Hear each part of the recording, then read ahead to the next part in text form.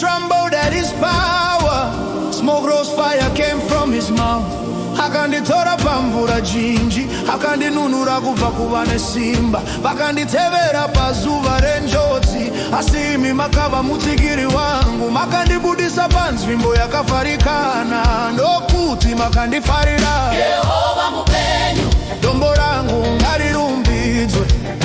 makandisunungura. Imi Jehova Mwari muponesi wangu. Imi munoitarima chiedza, munondipa simba, munondisimudza. Na Mwari wangu ndinokunda hondo, tsoka dzangu setsoka dzenondo. Munondidzidzisa kurwa, ndo yenyu inondikunda.